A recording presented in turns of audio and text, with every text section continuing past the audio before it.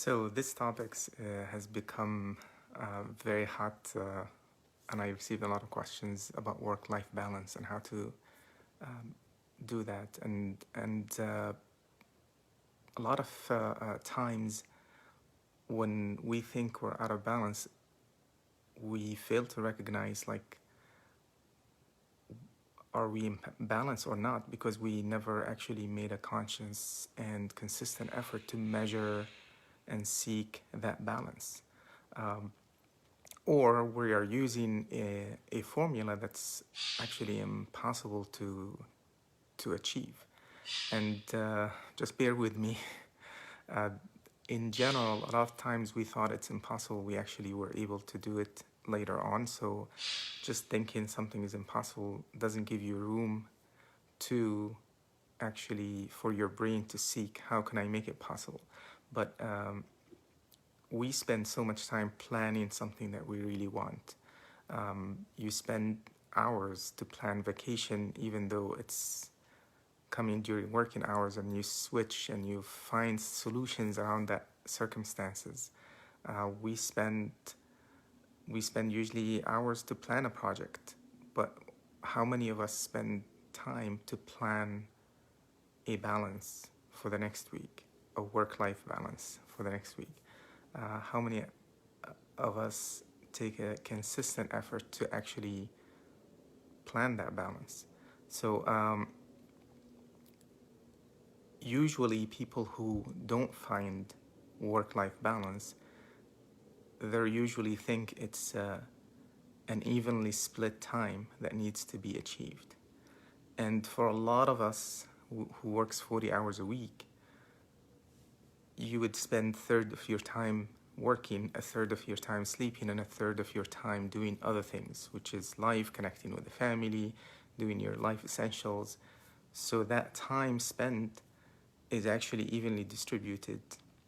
But for some of us, their 40 hours a week is 3 shifts of 12 hours, so they have 4 days off, yet still complaining of work-life balance.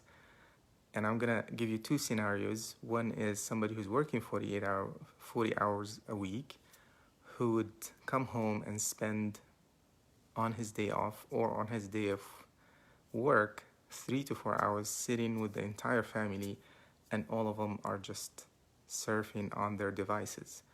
And even though that's a lot of time spent together, it's really not much quality time that is spent, as compared to another person who's working 2 jobs or 60 to 80 hours a week and make a conscious effort to have a meaningful conversation with his kids for 30 minutes a day.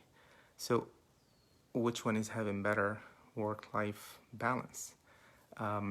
So it's more really not necessarily about happy with the time that you spent with the family. It's just most of the time, sometime one area of our life has become more intense, more stressful, that it took over our attention to the other area of our life. And often that is like if your work became more intense, if you're having to answer calls all the time when you're not at work. So you feel the time that you spend with the family has been impacted. You feel your life is out of balance. And, you know, in another example, sometimes you have a health issue and you're spending a lot of time taking care of your health, that your work is suffering. So it's not more of evenly divided time between work and life.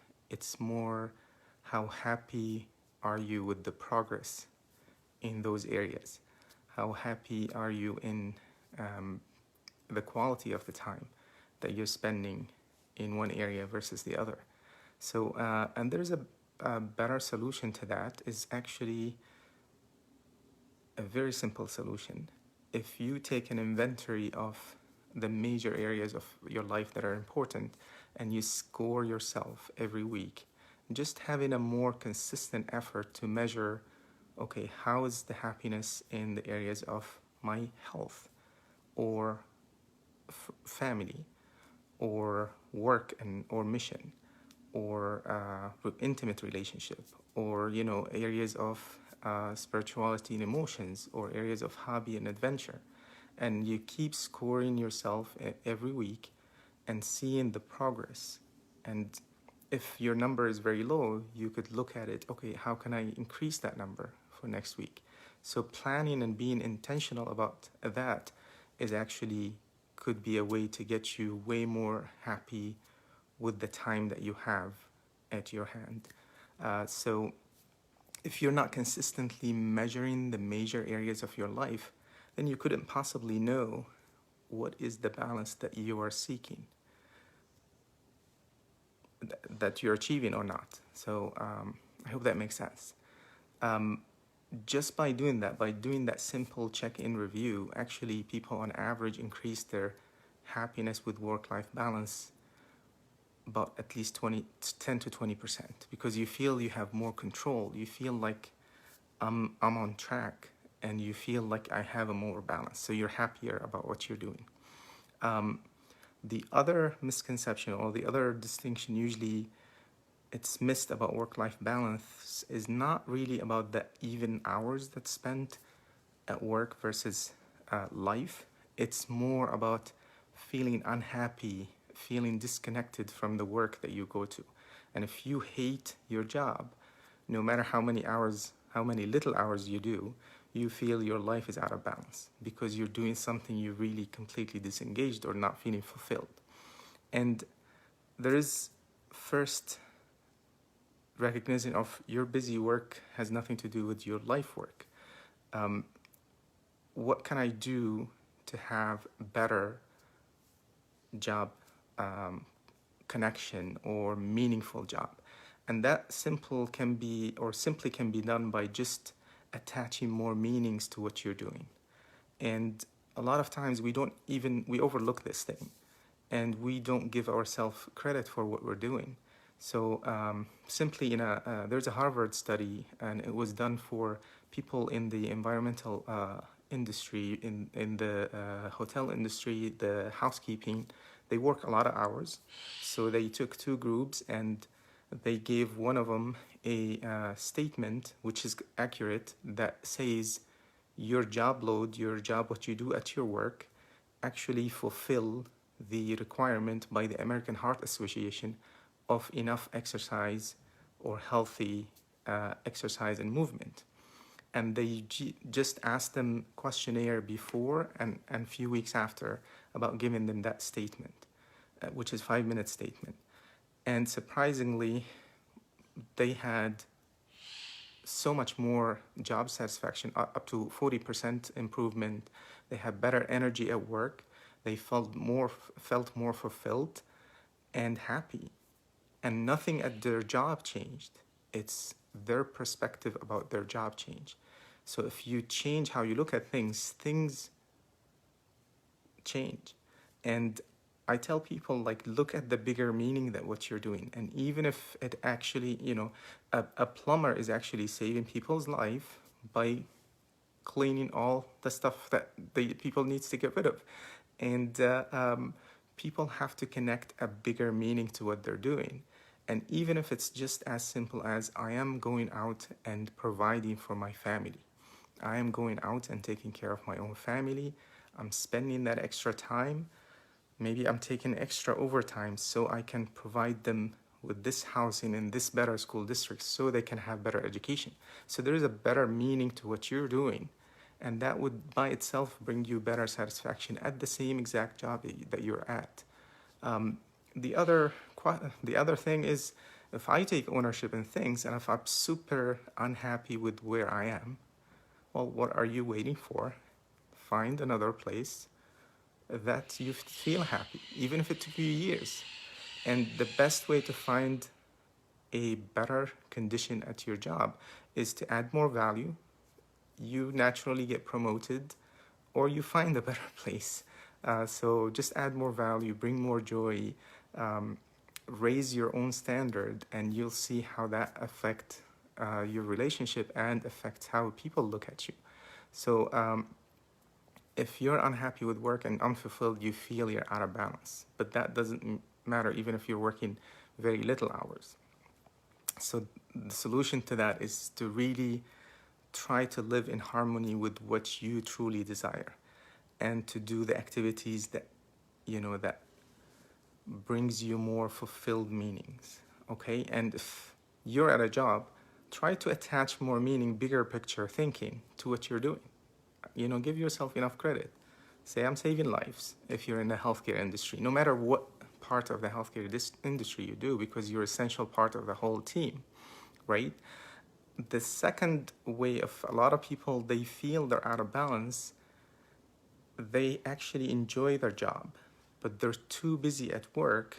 They feel they're like almost burned out. And there is a fine line between busy and burnout. And obviously, no matter how great your life at home is, if you're burned out at work, it does affect. So there is a good news that most of us, when we feel burnout, is more about our feeling fatigue. It's about mental fatigue. And there is also a solution to that. So we can always learn how to recharge our mental focus and mental fatigue by doing a few simple steps. One is to bring better energy by whether sleeping a little bit better, doing a little bit more exercise, eating a little healthier, and then taking breaks. And this may surprise you, especially for people who are high achievers, who wants to achieve so much, so they're on the run all day. And we don't understand that our mental bandwidth, like, have a certain bandwidth for the day. So your energy gets drained by the end of the day. And so taking breaks actually could help recharge your brain. So when I asked a high performance coach about a way to increase the energy and to feel more or less burnout or fatigue, and he asked me to take a task of taking a break 2 minutes, 2 to 5 minutes every hour. I told him, what do you mean? I work 12 hours shift. 2 to 5 minutes could mount to an extra hour of work. I could do a lot more in that hour. He said, just give it a try. And to my surprise, after working 84-hour week, on the last shift, on the last hour, I had as much energy as when I started, because I was taking mental breaks. And when I'm talking about mental break, like, take an actual break from whatever you're doing. So if you're sitting in an office, stand up. If you can go and take a break to the bathroom or break room, take a 2 minutes of mental break where you either can close your eyes, take a deep breath, 10 deep breaths, and see the effect, how you bring your focus back, your energy, and just give it a try for a week and see the difference. If you can't take those breaks, you could do them, or if you look weird at work, go to the bathroom and do it every 2 hours, or go and get a cup of water every 2 hours.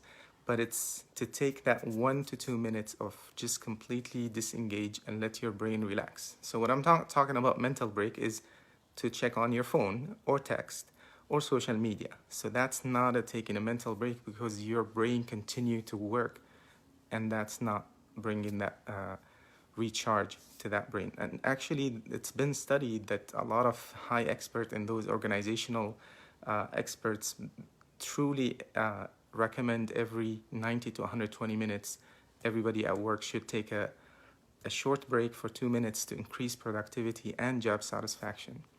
So to wrap it up, first, take inventory of your work-life balance.